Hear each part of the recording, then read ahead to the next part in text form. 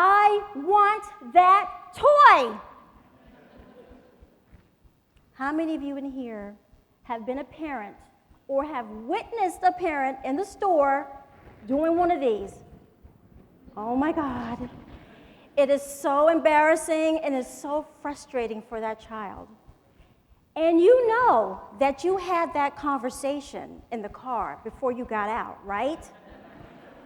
You unfastened your buckle, or you adjusted the rear view mirror so that you could have a clear view of the back of the seat and say, hey, listen up. We just had this conversation at home. If you act up in this store, you can best believe you're not going to get that toy or that piece of candy, right? And they say, yes, Mom. And a lot of times that conversation goes pretty well. And other times, we get this result. It happens. But you know, what if we didn't actually have to have that conversation when we got out of the car? Or let's suppose we didn't have to have that conversation at home when we got into the car to go to the store. What if we didn't have to have that conversation at all? Because we had a conversation months ago about something bigger than a toy or a piece of candy that they would get if they were good when they went to the store. What if this conversation involves something of a much larger reward, something that the entire family would enjoy? Maybe it's a vacation. We all love to plan for vacations. Maybe it was to get a bigger car because the car that you have is old or you've outgrown it. Or maybe, just maybe, the conversation is about buying a home. And it isn't a conversation that mom and dad have together. It's a conversation that the entire family is going to be able to participate in. There's nothing that gives more joy to the kids than to know that they're going to be making adult decisions. Why not include them in that? I'm going to share with you just a few tips that can possibly help you and your children experience this joy to homeownership. Okay, tip number 1, seek out the help of a professional homeownership specialist, housing counselor, or financial coach. They are your advocates. They are your champions. They're there to help you be successful. Go to as many homeownership workshops and classes that you can possibly go to. Have them sit down with you and look at realistic budgets. Help you to create a good savings account. Pay down those debts. Sit down and really plan if this is the right decision for you. Sometimes homeownership isn't for everybody, but you need to know if this is a good decision for your family. So have that conversation with them. In the 20 years that I have provided assistance to families and the hundreds of families that I've been able to help through this journey, there is nothing that gives me more joy than to see a family go from start to finish, but especially if their kids were involved with it. So, tip number 2, once you've decided that this is a journey that you want to go down, share it with the family. Ask the kids, what do you want if you bought a home? Well, they may say something like, oh, well, I want my own bedroom because I want to paint it pink or blue. Or if they have to share a bedroom, maybe they want an awesome bunk bed set, right? They want a big backyard. And they want a dog, whatever the case is. And you know what? Have them write it out. If they're old enough to write, put on a nice big piece of paper, wish. This is what I wish for. Only give them one piece of paper, though, because you know they get 2 or 3. One piece of paper to write down everything that they want. And while they're at it, draw it out.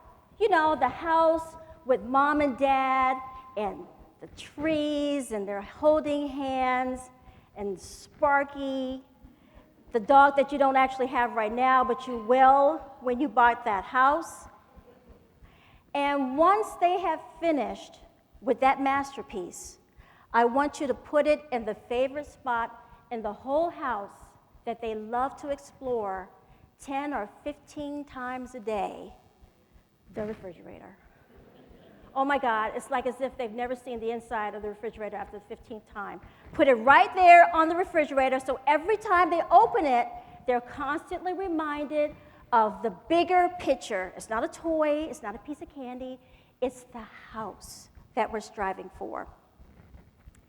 And if they need a reminder, because you know you're going to have that conversation in the car again about acting up in the store, put a copy or one of the wish list or the picture in the car, put it right on the dashboard, right there, so that when you get into the car, you won't have to really necessarily adjust the rear view mirror or unsnap your seatbelt and make that awkward move.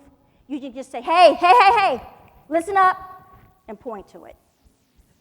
Because they'll know every time they get out of the car, they're not going to necessarily whine and cry about that toy that they have to have.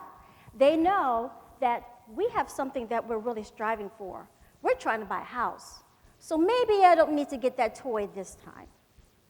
And while you're out driving around, looking or thinking about the different neighborhoods that you'd like to explore, take the kids with you.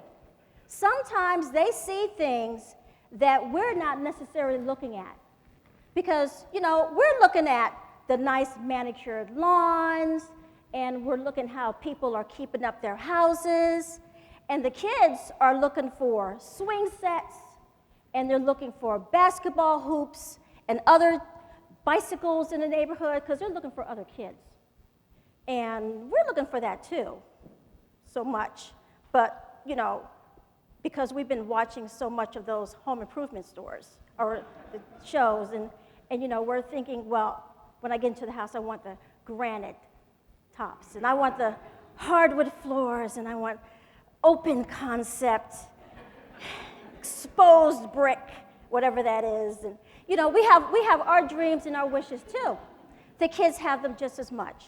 So we definitely want them to share in that experience. And while you're going through all these different neighborhoods, they're formulating memories of experiencing this with their family. It isn't oftentimes that they can make adult decisions, but they have some say-so into this. Memories that will stay with them a lifetime.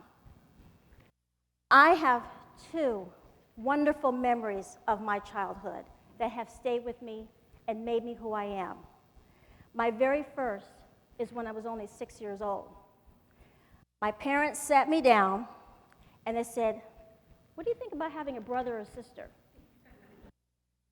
I wasn't sure exactly what I thought at 6, but I remember that I was an only child.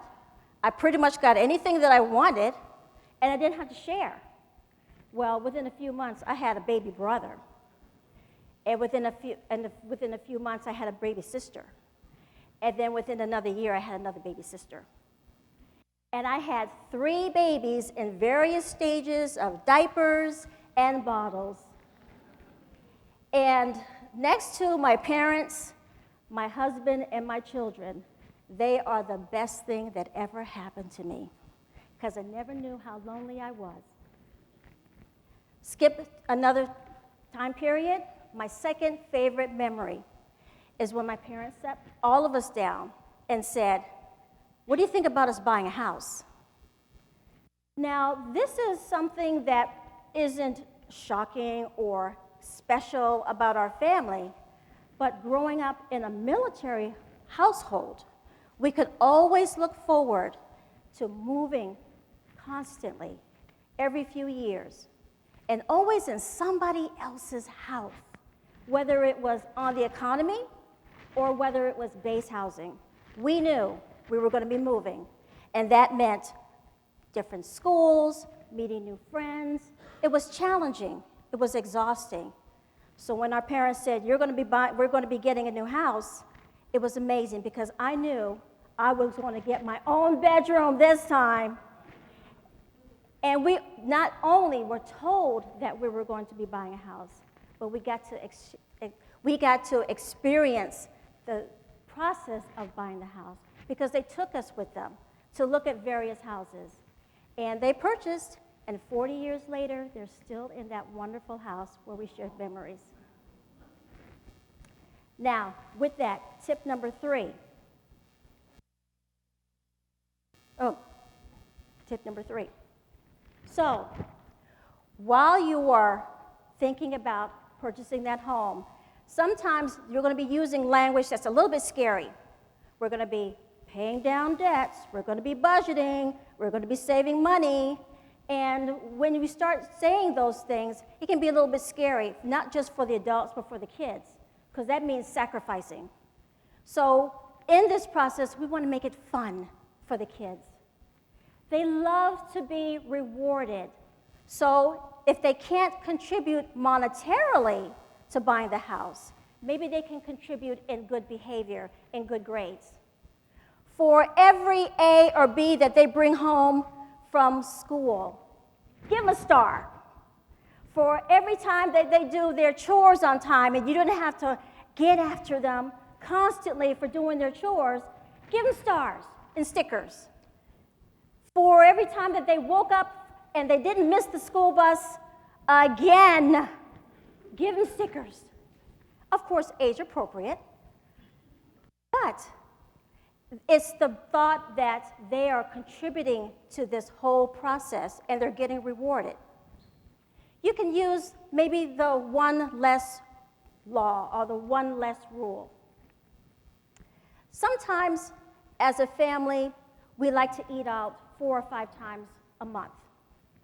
And if you say, well, we're going to have to cut back and we're going to have to eliminate, sometimes saying eliminating and cutting back is awful. So, well, if we just eliminate 1 outing per month, that could be $50 per month. If you did that every month over a year, that could be $600 that they could save and not having to necessarily give up something, but just cut back. There's all kinds of ways that we can help the family, and the kids can help the family.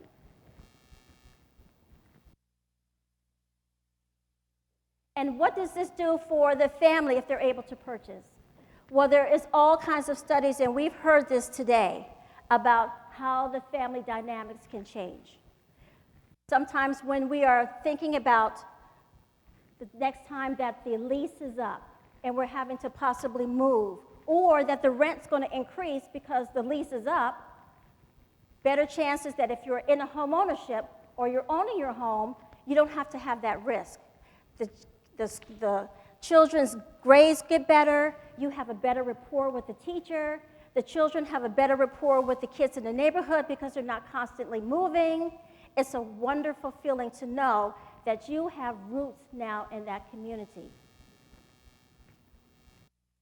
There is a saying that I found several years ago. It's a quote. It's only 9 words, but it is as relevant today as when I found it years ago, and I memorized it. It is on my computer, and I look at it every day. A goal without a plan is just a wish. Let's plan to set goals so that all your wishes come true.